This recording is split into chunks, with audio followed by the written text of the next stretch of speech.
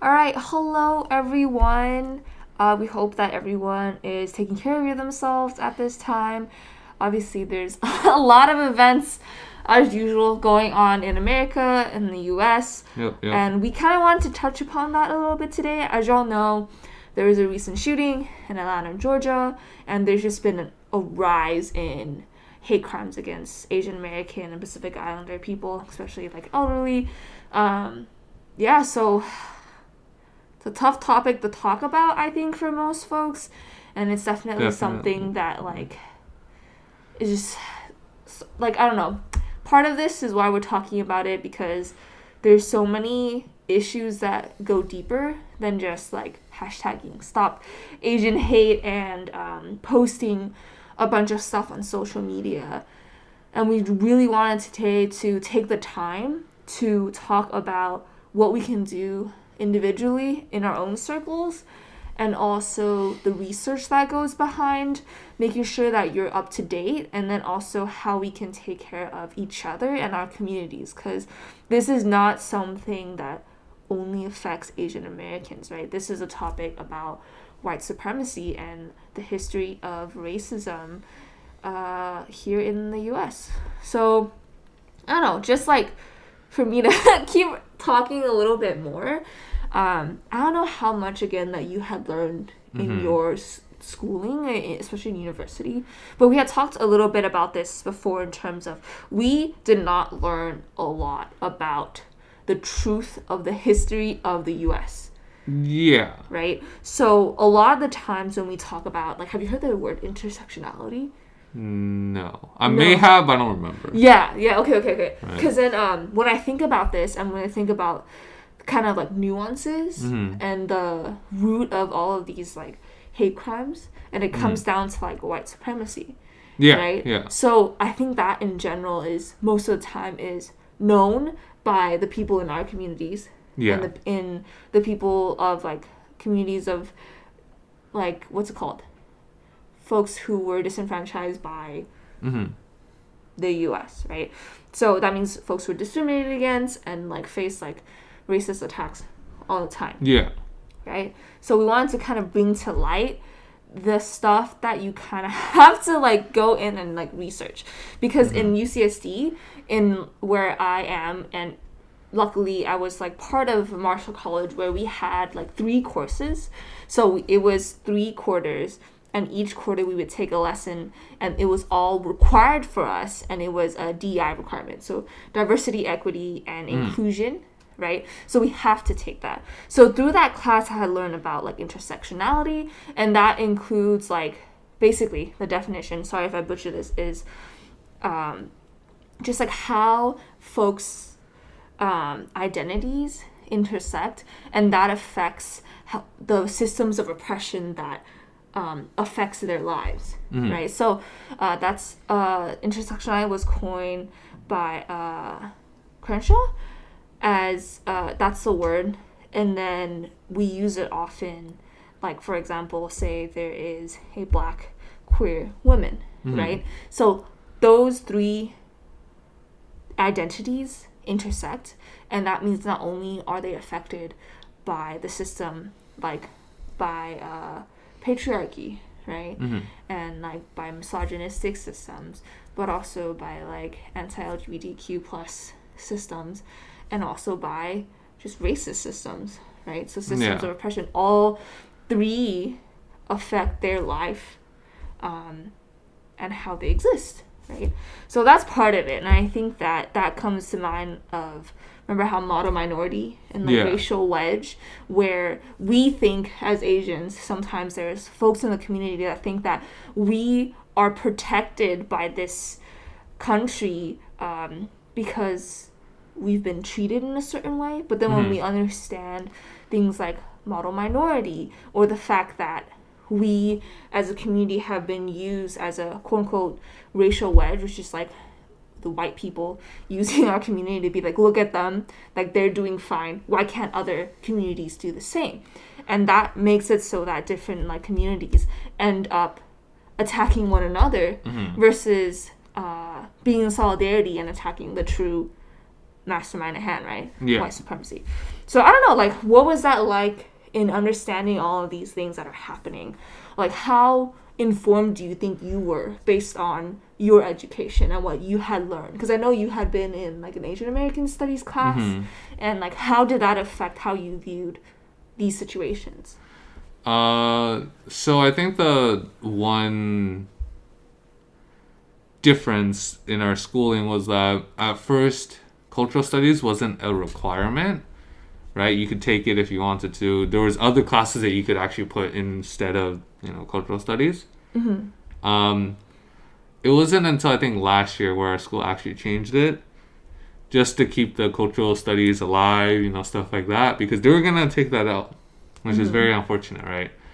But now they're requiring that each student take at least one cultural study class. And for me, I think I took 2 classes now. I think I took 3 Asian American study classes. I might be wrong. I think 2 or 3, right? So based off of that, I think I gained quite a lot of knowledge and with the amount of stuff that I learned, it opens up like a different perspective on what's going on, right? Because I think you did say this. It's not like I completely disagree with you, but I do disagree to an extent where I don't think everyone in their respective community knows that much. Oh, of course. Yeah. Right. That wasn't... Okay. Yeah. I think I got what you meant. I think it's just how you said it. I think I kind of took it a different way. Yeah, sorry. Like, I can clarify later, but I wanted to hear you first. But, okay, so I guess just how we phrased it was different. But I just think that because I know what's happening, I know the background behind everything, you kind of understand that, okay, there is bigger issues. I kind of already knew there's already a lot of deeper issues running in the American, justice system, how everything is going, and like governments, all that stuff. I think a couple years ago, right? Before I even started college. Yeah. I think now it's just more common, right? We're seeing it more and more, right? I think the past few years, whatever happened, all the stuff that happened, president, pandemic, it brought out all the hatred and all the racism that people were hiding because they didn't think it was... I don't want to give them the benefit of the doubt or whatever, but it's more that they didn't see anyone with power saying these stuff, so they're like, fine, we'll just do it on the side, right? They won't say it out loud, right? And the good thing too now is that with how much social media is being used, our phones, all the technology has advanced, we get to expose all these people. Yeah. Right? Yeah. So I think to answer your question, how has education been for me and how it affected everything, I think it's just helped me understand and also understand why everything is happening, right? Yeah. I think that's one thing that I feel like some people don't know. For example, one of my friends, I wouldn't say he's racist. I wouldn't say he is dumb or anything. I just think he didn't take the correct courses. It's a lack of knowledge, right? So he just doesn't know enough about it because he has the same idea of why is he... In a way, he doesn't really know why Asian people are attacked. He doesn't know why the Black Lives Matter movement was so important, right? Yeah. I don't hold it against him because he hasn't taken the classes. He doesn't know. Plus, on the other hand, he wasn't born here, right? He came here like middle school. Yeah. Right. Yeah. So he doesn't know everything, but I did explain it to him. He was very open about learning that. But that also tells me that, hey, if someone that I know he's going to do medical, right? He's in the medical field. So he's not dumb. Like, he's still really, really smart. But if someone like him doesn't understand that much, there's bound to be a lot more people. Yeah. And I feel like that's also the benefit and issue that we also have to address, is that benefit of having social media and more technology is because we get to educate these people, we get to tell them more about it. Yeah. right? But if we don't, we're just gonna have people who still hate each other, stuff like that. Yeah, yeah. You also brought up how white supremacy caused all the different communities in America to hate each other, right? Mm-hmm. The model minority was used to push down black people, but then Asians were still considered inferior, right? Yeah. There's still a bunch of stereotypes that came out, like that made it so weird, right? Mm-hmm. And I think that what was I saying? You were talking about the part where racial wedge, and the connection between these like hate crimes between different communities. Oh yeah, okay. I remember. Okay. Fuck, I'm so out of it. All right. Okay. All right. So you did also mention this when you were talking that there's like a split relationship between different communities. Like the model minority you did bring up was created by white supremacists to push down black people, but there's also so many more stereotypes and racism toward Asian people because they just don't think they're better, right? Yeah. But this creates a disconnect because at the time, it's like I don't think I should mention it because I might not get the information correct, so we'll ignore that part. But it's kind of like certain Asian community, people in the Asian community don't like people in the black community, right? Yeah, and we're like, this is somewhat of a generalization, but it's just like some yeah. like from our experiences as well. But yeah, this is kind of like yeah, definitely, right? Again, I just want to reemphasize that this is not specific, right? Because I know a lot of people. All right, let me just say this first. Then, I'm seeing a lot of Asian communities banding together with white, black communities, Hispanic communities, all of these stuff, and that's really, really good. I just want to point out that before some people in the Asian community didn't like, people in the black communities, and same could be said for every single thing. But I don't think that's because they truly hate them. It's just how they were shown, right? Yeah. Like a lot of people that we know, like the same people who voted for Trump, right? It's stupid. But they don't like black people because they say the same thing white people say. Oh, they don't work hard enough. Oh, they put themselves there. It's like, but I'm not saying that what they're saying is correct. I'm not excusing it. I'm just saying that I understand why they said that because they're immigrated here. All they do is they want to listen to, whatever people in America are saying. Yeah. Right? And again, that's like the education system. Yeah. And like how willing or how often are you reflecting and like learning, right? And I think that also brings the issue that I don't really like, which is, like you said, knowledge, right? A lot of Asian, or at least older Asian people, don't like to educate themselves. And this goes for everyone, honestly, right? I've seen a lot of people my age, a lot of people older, younger, who just read the title of an article, don't read the inside, and they just tell me stuff. I understand that, hey, the title could tell you some things, but if you don't know details, and I'm asking details, I don't really trust you. Yeah. Right? And I feel like a lot of people who are still racist and don't want to try or help their communities, very, very selfish, they don't want to do that. They're the ones that read the stupid WeChat articles that say, what was it that time? Trump wants to help Asians or some BS like that. And they go around telling that to everyone.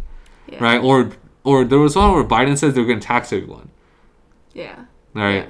It's like misinformation. And part of it is also because like media companies, they want to choose the titles that bring them the most clicks, right? Yeah. And I feel like that was the big issue. And like to clarify the things that I have been talking before, and to reiterate, is basically I was trying to like get both our perspectives on like education, and that like we need more information and more like self-reflection and more like awareness so that we understand like what makes these things happen and how we can proceed. Yeah. Right? Like how we can move forward to help each other because like within our communities and also band together with other communities as well, because we're all affected by white supremacy. Definitely. Right?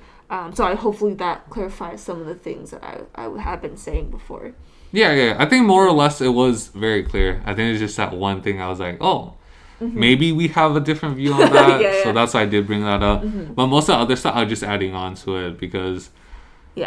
Yeah, I do see that a lot of communities are banding together. There are many Asian influencers who online were saying, hey, when the Black Lives Matter movement was still very, very, how do you say it? It was still happening every single day. Yeah, the trendiness, which sucks, but like it was trending at that time, But they were constantly, pushing it, like everyone support, donate, volunteer, just give the Black Lives Matter movement more support, right? And then, but the thing that makes me really happy is that now they're helping, right? A lot of people who are in the Black Lives Matter movement are saying, "Oh, help out Asian communities, help them out. Like, don't just stand around because this is affecting everyone." Like you said, right?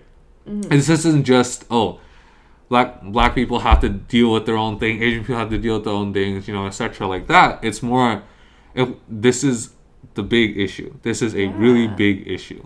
Yeah, exactly. This is like white supremacy within the U.S. that affects like people like minority communities, right? And when I said trendiness sucks, it's more so that when you think about the media, right? When you think about like what is most prominent at certain times, there's a time of trendiness, and then all of a sudden people are doing a lot of performative actions, right? A lot of things that it's like, oh, they're doing this so that they seem like they're not racist, and then afterward they say nothing about it, and they do absolutely nothing about it until something else comes up, and they're like, let me post something, and then something will be trending, and then nothing happens after that.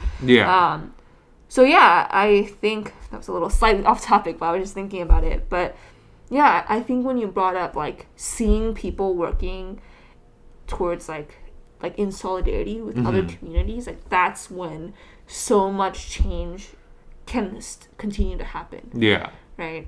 But yeah, I think one of the things that you had brought up that like just like I think that we should speak about more, and I had talked about it in the beginning as well, was like the research behind it, right? Like when we're lacking in the knowledge, and it's like we're privileged enough to have been in higher education where we have access to those things. Like, what are some things that you do yourself or that you recommend others to do so that we are being critical about the information that comes to us, and then we are more understanding of how to move forward from there? So what is it that you do? Okay. And I can share like what I do. I think the main thing is just knowing how to research, right? Like I just stated, before we started talking about this, was that media is terrible, right? Big or small, they're all quite bad because they're all for profit, right? I think, honestly speaking, Trevor Noah gives probably like the best news because it's not just clickbait, right? Whatever he has in his YouTube titles is what he actually talks about. Yeah. Right? Like you said that everything's all on the trend, right? If you see when, after the George Floyd incident, right? The media was constantly posting, hey, cops are attacking peaceful protesters. And then some are saying rioting, looting. It's like the media was covering all of this stuff, right? Every single day you would see something on it, right?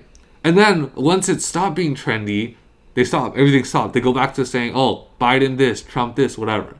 And then now that the Asian hate crimes are going up, if you go online and you search up one of the incidents, right, that happened, none of the big companies are covering it. They aren't.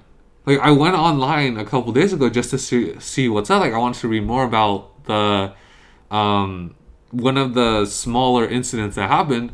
There was nothing on it. Mm-hmm. The only thing I read was like Yahoo News or something, like, but they're not that big. They don't post on TV or stuff like that. I think another one's like Reuters or something, but they're also a small media company. Mm-hmm. It's so hard to actually read up on this, right? Where you would actually get most of your news is just from influencers who are actually trying to make a difference, or actually just providing a bunch of details, right? Did anyone, like, I didn't know that there was a GoFundMe. If you go onto the some of the news sites, they don't say that.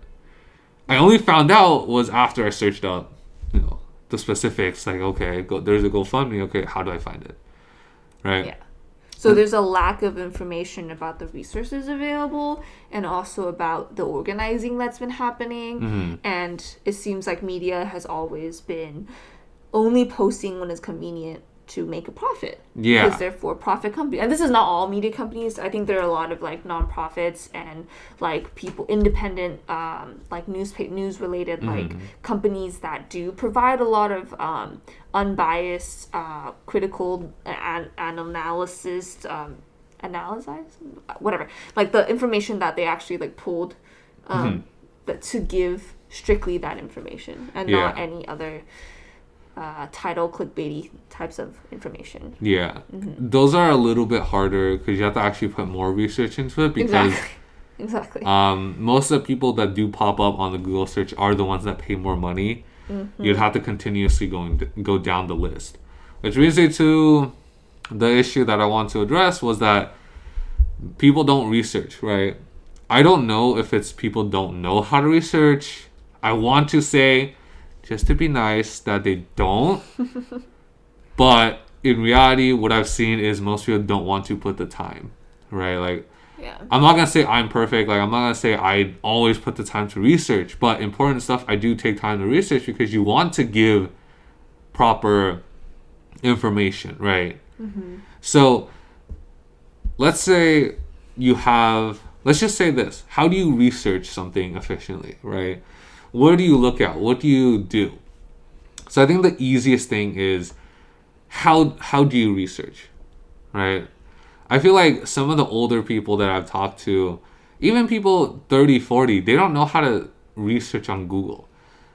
I don't know why it's hard, but I think my only tip is you don't have to type out an entire sentence, right? Like, let's say you want to find out more about Asian American history, and you want to find specifics, right? You would have to type. You don't have to type exactly the specifics. Like, let's say you want to learn more about model minority, right? You wouldn't just type this. I don't really know, because I don't. You're like, I can't process how they. I don't know how it's hard. It's okay. No matter how hard or what it is, what's your recommendation? Okay, whatever. Yeah. I should stop. Okay, but recommendation is do specifics. If you don't understand, if you don't know what it is, try to type out whatever you do know, but make it so it's not overcomplicated. Make it very concise as much as you can. Because the more you type on Google, the more weird things that pops up, because it's searching like specific keywords, right? If you have the keywords like model minority, let's say Black Lives Matter, like, you have to type in specifics to actually get to what you need. Right? Okay, so after you type in specifics, you have your search bar. What do you do? So if you want to actually be very, very knowledgeable on something, you have to read like research papers, right? So research papers done by schools, done by researchers, all this stuff. That's where you get detailed information. But those take a long time, because they could range from 4 or 5 pages, but they're abstract, to 30, 40, almost a couple hundred pages of research that you have to read through, right? But that takes time, so that's fine. So you don't have to actually do that. But if you want to read news articles, don't just read one. Right? Because I don't trust Fox News, but they might be the first ones to pop up. I don't really trust CNN either, but they might be the second or first one to pop up too. Right? You'll want to read multiple different articles let's say different schools, different news companies, different blogs, autobiographies of people, whatever. Even Wikipedia is a good starting page, right? References on the bottom. Like, I feel like people have this, like, thing about, like, Wikipedia, like, oh, like, you can change anything. But Wikipedia is a good start because on the bottom, there's a bunch of citations on where they got that information, which means you can click on it. And see where, if that information and the information that's linked is more credible, right? So that's the truth behind Wikipedia, you know? Yeah, but so it's just really looking at many different sources. Yeah. Right? The more you look at, the more you could find out whether something is true or not. Yeah. Right? But if you just limit yourself to only one article, two articles, then you don't actually gain anything. You don't actually know anything, right? The information isn't, in fact, factual because not that many people say it. If 2 out of 10 says one thing is true, but the other 8 says it's not, statistically, yeah, which one would be correct? Not the 20% one, right? Yeah. So just, I guess the main thing is just specific searches on Google. Don't make it too complicated, and read multiple sites, right? And actually take time to do research. If you truly care, take time to do research. Yeah. Right. If you don't, then no, can't really help you. I don't really know. I don't really know what to do. I think the other thing that I like wanted to add to yours, especially for those who like might not have enough time, it's like, one, mark out the sources that like are credible, and part of that is understanding what that company is like, right? And there's a lot of people who have already, thank you to them, done the labor of like doing that research to see like what is the credible sources, and that you can find by typing credible sources, right? Because Fox, as you know, is right-leaning, right? So would I trust them? No, because no, right? Like, that's kind of the deal. It's like, if you can't search up, like, it's not only searching up and reading multiple, it's making sure that the sources that you get are also credible, right? That are also unbiased, right? So it's like being knowledgeable about where you get your information. And if you really don't have time, pick those top sources that are as credible to get that information from, and then also just have discussions with friends that like have done the research, and also thank them for it, treat them out to lunch for it. Like, don't do things and like reap off of other people's labor without giving back. I think that's the one thing. So to like tie this all together with all the things that we've talked about, specifically to like the shootings that are happening and also the communities that are hurting, one big thing is that when you donate to places, do your research. Yeah. Do not be I'm just trying to be like, I'm like, whoa. Like, when you think about it, I think you've heard like there's a lot of Asian nonprofits that are pro-police, right? And that means policing people of color and Black people. So then when you end up supporting Asian Americans and that direct work ends up hurting other communities, that's like, contributing to white supremacy at that point, right? So it's also doing the research on like how you're helping, because knowing why certain things happen and what the root cause is, again, of like throwing out white supremacy, is so important because your actions have meaning, right, and have impact. So knowing that this certain organization stands by the values that you stand is very important. And I feel like that's where, like, no matter what you do, you cannot get away from researching that. Like, a lot of this, that's why I feel like it kind of is like, oh, what do we do when people don't want to research? Like, sometimes it's just like, you have to do it. Yeah. Like, you really just have to.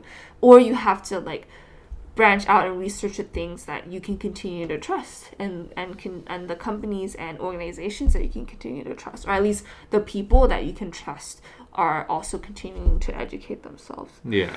And I think with that, and these are the tips on the researching and just like the keywords and like things to look out for, and the constant education and resources takes a lot of time. So we also wanted to bring up, like, in this way, what can we do to sustain ourselves and take care of ourselves and the people around us and the communities that we are connected to, and then so forth. So I'd like to throw it back to you on, especially on these like tough issues to like process.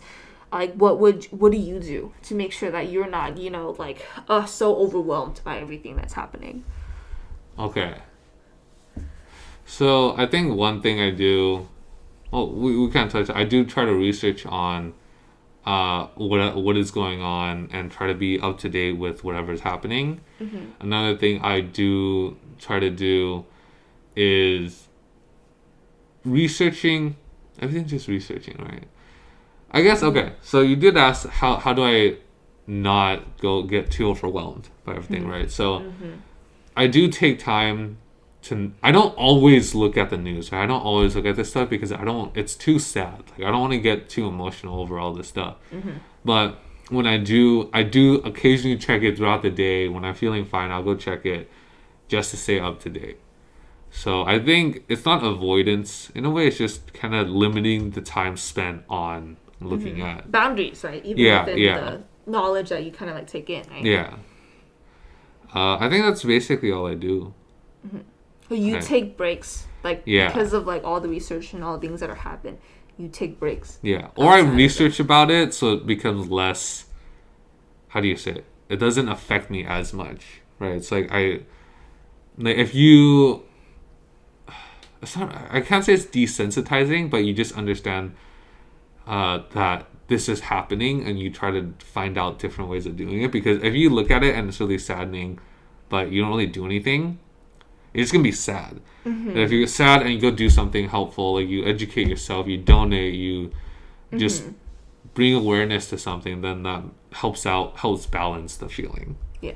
So like for you, doing work to like kind of like support like the community you're part of, or doing whatever that you can to impact like the different communities around you is what helps you like alleviate some of that like overwhelming like feeling, huh? Okay. Just to balance it out. Yeah, that makes sense. Yeah, I think for me too, like I think I agree with your second one to like resonate with that. I resonate with that a lot, where it's like for me, like I'm not a type of person who needs a lot of time to like I'm not really affected as much. I don't know if it's just because I like desensitized myself in like earlier years, but for me to feel better about where the world is and not feel so hopeless is also for myself to do more, but also knowing where my limit is. And that's why I'm like glad that you also take the breaks, but it's like knowing where your boundary is, like what is your limit to what you can do, right? And like not to sacrifice yourself, because capitalism and productivity is also part of like white supremacy and capitalism that hurts so many communities. So taking that break is what I also do, right? So I won't be always doing a bunch of stuff or like talking about issues or having conversations or researching or like volunteering or stuff like that, but I'll also like take breaks in between. Right. So I don't know, it seems like almost like a self-explanatory kind of thing, like an obvious thing, but I feel like when all this stuff happens and you're like, oh, stuff needs to get done, like you don't give yourself that break. But when you do give yourself that break, you can continue to do more, right? Like sustainable activism is like part of how we can not burn ourselves out, right? But yeah, I think that those were the things that we wanted to talk about, right? With all this stuff, it's like we are not going to be people who always have the knowledge, right? We're going to research. And I think that I always feared, I don't know about you, but I always feared like not knowing enough and like not being able to speak eloquently enough to talk about certain issues, or not having enough education to talk about these issues. But I think even more so, that's why like I wanted to talk about this more, because no matter like where you are, you have a voice that's like really impactful, right? And you have your own circles that you can talk to and you can discuss, so that each individual and like each individual within your small like circle can continue to make actions, like the little like butterfly effect, right? So yeah, I guess the last like words for me is just like to wrap up, like know about like white supremacy, the history of the U.S., like what identities mean in terms of like how we live and how their lives are affected by different systems of oppression. And I'm just throwing out words here because I don't think right now I have the proper words to define something in a way that is entirely clear. So then that brings up to mind like making sure that you do your research and like you bring up these conversations even though they might be difficult.